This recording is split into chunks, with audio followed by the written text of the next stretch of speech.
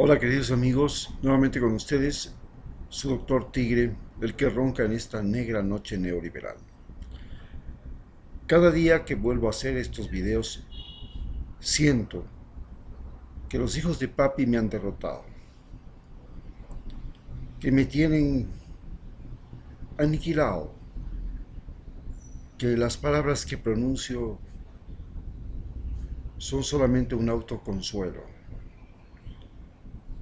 Hoy les hablaré acerca de cómo construimos y después tratamos de dejar atrás la justicia más corrupta del mundo. México construyó la policía más corrupta del mundo cuando la policía llegó a ser el germen de los Zetas. Los Zetas era la banda criminal más violenta y asesina del planeta y hasta ahora ha dejado huellas en México y mató inclusive a ecuatorianos que emigraban a ese país en las peores condiciones.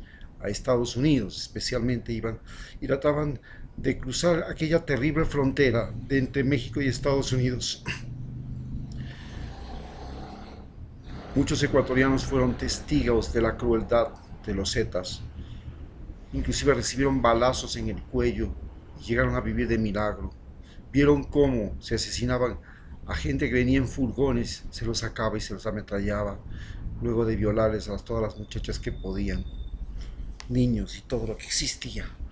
Realmente México, como yo lo dije en un escrito que hice antes, dejó de ser nuestro hermano, porque la policía mexicana era la más corrupta del mundo y era el Estado mexicano enredado con la mayor violencia genocida emergida desde las entrañas mismas de un país. ¿Cómo Colombia llegó a tener el ejército más corrupto del mundo? Porque los paramilitares, las denominadas Autodefensas Unidas de Colombia, en la cual la familia Uribe, que tiene ahora el poder del Congreso de Colombia y que ahora se opone al Tratado de Paz y ha logrado poner como presidente a uno de esos hombres que estuvieron indirectamente vinculados con las Autodefensas Unidas de Colombia, que era un cuerpo formado con instructores israelitas en el Urabá, en la zona bananera.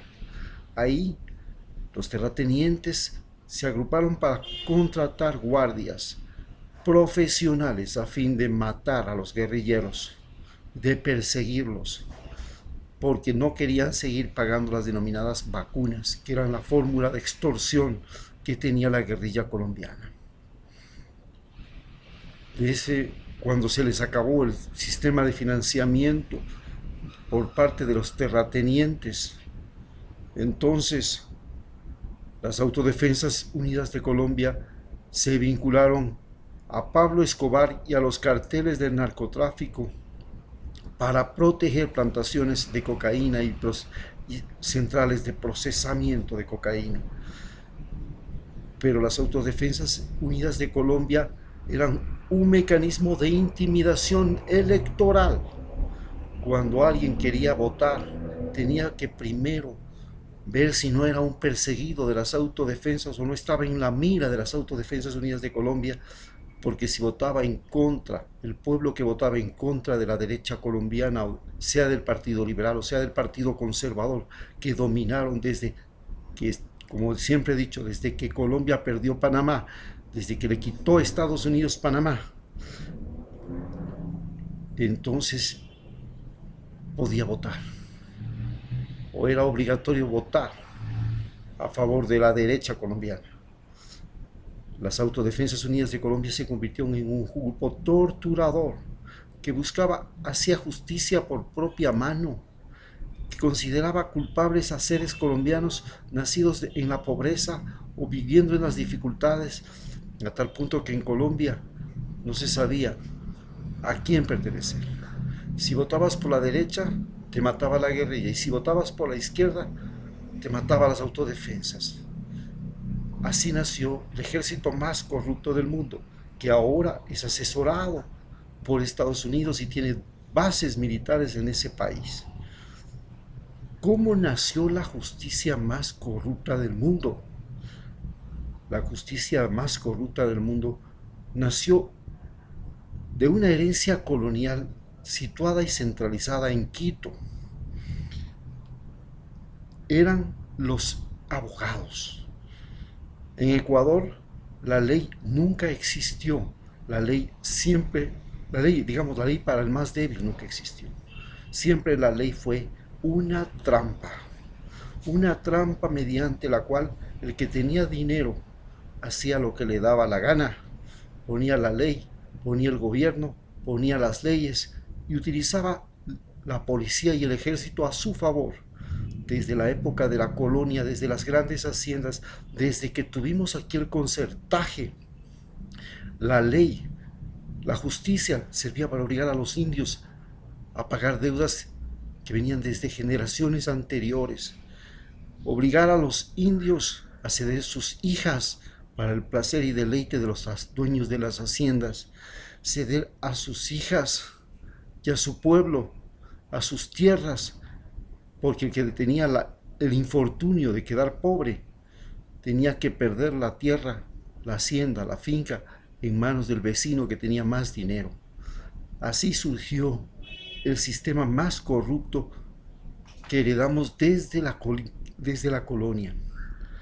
Este sistema corrupto me llegó a impactar a mí mismo. Mi padre llegó a ser el más famoso abogado en derecho civil del Ecuador. Y finalmente, al final de su carrera, de manera personal, confidencial, me decía que yo había acertado al no estudiar derecho, porque realmente estudiar derecho era lidiar con la corrupción.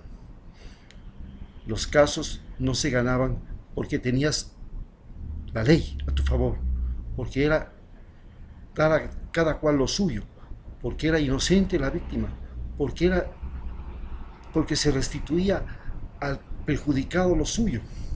No, la ley en Ecuador era un acto de corrupción que comenzaba con el amanuense, con el secretario, pasaba al juez. Si no había plata, no se movía el papel. Cuando yo estudié en el Colegio Brasil, la Academia Militar, que estaba en ese tiempo en la avenida 12 de Octubre y Colón, y era el mejor estudiante en el primero y segundo y tercer año, en el cuarto año quise estudiar ciencias sociales y no ciencias químico, físico, matemáticas, que eran la otra opción. En ese tiempo se dividían en los 3 últimos años del colegio en que tenías que escoger o sociales o ciencias exactas. Quise escoger sociales. El rector del colegio me llamó y me dijo: tú eres un buen estudiante, no puedes escoger sociales, porque a sociales solo van los vagos, el lastre, lo peor del colegio. Así haya gente inteligente en sociales, te vas a contactar con lo peor del colegio y vas a terminar siendo el peor, el borracho, el pícaro, el sanguijuela. Y escogí estudiar ciencias exactas. Cuando llegué a la universidad, la facultad de filosofía, la facultad de derecho, la facultad de administración de empresas, donde estaban las ciencias sociales, los estudiantes de sociales, inclusive la facultad de artes, eran lo peor de la universidad. Llegamos a tal punto que se decía que en este país ser profesor era ser el más vago del colegio que quería lavarse todos sus pecados siendo profesor. Y ser abogado era ser pícaro. Hasta comienzos del siglo XX los abogados jamás defendían a los pobres. Fue recién con la revolución socialista de Rusia, fue recién cuando aparecen los movimientos obreros que los estudiantes, los abogados comienzan a tomar partido por los campesinos, por los obreros, a defenderlos. Antes los abogados solo defendían a los ricos y si no había plata no había quien te defienda. Así formamos nosotros una justicia tan corrupta, pero tan corrupta, que la primera instancia podía tal vez significar que el abogado que más sabía ganaba, el abogado que más sabía de derecho.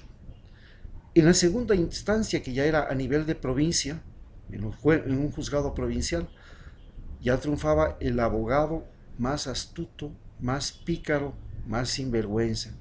Pero cuando llegabas a la tercera instancia, en Quito, solo triunfaba el que tenía amarres políticos, el que tenía vínculos con el primo, el pariente, el compadre, el amante, el mozo, lo que sea del tipo que estaba en el poder.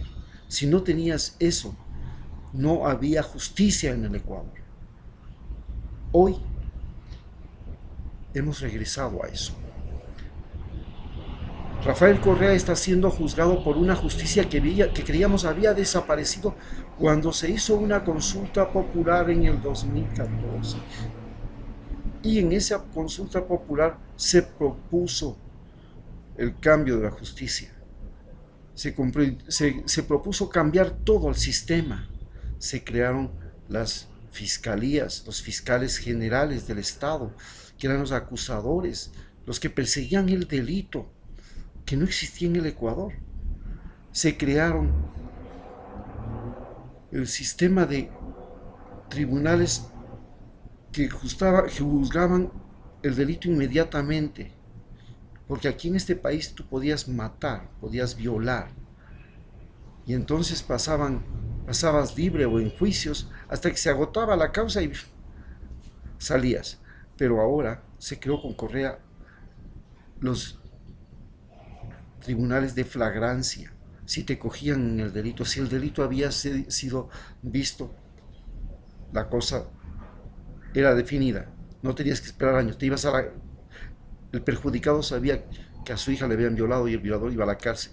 Si te habían robado, el ladrón iba a la cárcel inmediatamente porque le cogiste con las manos en la masa. Al criminal que se lo había visto asesinar, se lo capturaba ese rato, inmediatamente iba a la cárcel sin necesidad de juicio o de fórmula, porque todos los abogados no estudian, a diferencia de los médicos, cómo hacer lo correcto, sino cómo hacer la trampa.